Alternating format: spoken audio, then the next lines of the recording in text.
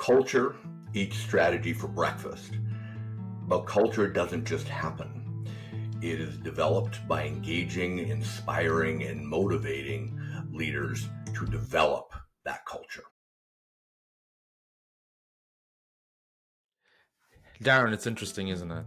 This term that culture eats strategy for breakfast. It's a very visual, very powerful visual that comes through. What does it mean, Darren, when you talk about a culture eating strategy for breakfast? Well, as we've touched on before, I think exactly what it means is doesn't matter how good your strategy is. If you can't realize the value of that strategy, then it's not worth much more than the paper that it's written on or the sticky notes that have been put up on the wall of the meeting space as you were developing it. Is culture is what gets things done. Do we have a culture of getting things done? Do we have a culture of gossiping or back channeling? Do we have a culture that's a hero culture? And yeah, people can step up and they get lots of stuff done, but they're doing it in a heroic effort, and they're burning out, and or it's focused on them, and as soon as that person's not there, everything falls apart because there's no capacity built under them.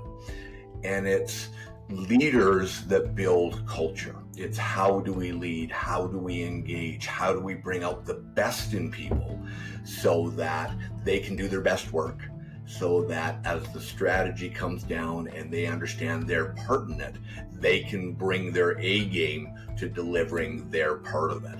And so that's really, I think, what is meant by the culture eats strategy for breakfast, is because culture is what delivers on the strategy. Yeah. Yes, definitely. And in fact, there was an interesting study done, Darren, many years ago, that they found that walking into a bank branch, when bank branches used to be plentiful, that a customer within 10 seconds could figure out what the culture of that unit was, very simply by just making simple observations on what was going on and how people were being treated. So wouldn't it be great if we could actually be so intentional about creating this culture? Yeah, absolutely. And specific to our conversation today, it's about saying and demonstrating we value leadership. We value the ability to not just do things, but to lead teams that do things.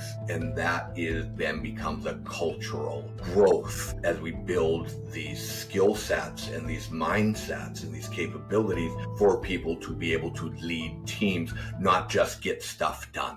Because we've all seen leaders that they actually get stuff done, but they leave a path of destruction in their wake. That's not what we mean, what we're referring to about leadership, right? We're referring to leadership as the ability to engage and inspire and motivate people to put in that discretionary effort, bring their A game to the table and enjoy doing it, or at least most of the time enjoy doing it. And people going home at night and going, you know what? I really enjoy working there. Might be hard at times, but I really enjoy working there. And that, to me, is what a culture of leadership leads to, is an engaged, motivated workforce. Yeah.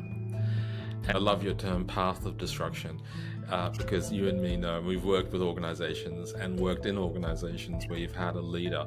And the metaphor that often comes to my mind, Darren, is a comet. If you look at a comet in the sky, there is this bright, shiny bit, which is the leader. And if you look behind the comet, there's just debris, right? Just debris.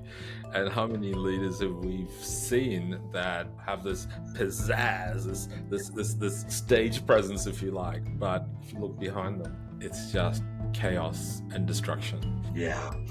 I've heard, just to add on one more thing quickly, is a trend that's happening around hiring senior leaders is that, as we know, when they're interviewing someone, they'll usually look back a role or two. And when someone's been in a career for 30 years, they'll go back for the past couple of roles and, see how people felt about them and, what results they delivered. I guess what a trend is now is people going back 20 years, 25 years to their first leadership role and seeing where are those people now that they led. Did they have the ability to grow more leaders? What do people think of them 20 years later? Was Joe a good person to work for? Did Sally help you to become better at what you do? And so I think organizations are really starting to understand is that we want leaders who grow other leaders, who develop other leaders. That's the only way we have a sustainable culture. Wow, I think that's brilliant. Go back 20 years to see what happened, at a senior level, I guess, if you're looking at what happened. Did they actually build other leaders? That's a fantastic insight if you're looking at recruiting someone. I was just going to say, on the point of growing leaders, we have, a great tool for you below, which is our, 17 strategies for, developing a leader. So, please download it, have a look at it. There's some very specific things that you can use in there, that your team can use in there right away to start developing those skills. And I think that that's what's really important to understand. Going to your comment point, some people, they have the charisma, they're a natural leader. Maybe yes, maybe no. Whether you've got charisma or not, to be an effective leader is a skill set that needs to be developed and needs to be nurtured. Whether you're an extrovert or an introvert doesn't determine whether you're going to be a good leader or not. It's, do you develop the skills to do the vast amount of things that a leader needs to be able to do? So that's a great tool that we have available. Fantastic. Spot on, Darren. Spot on.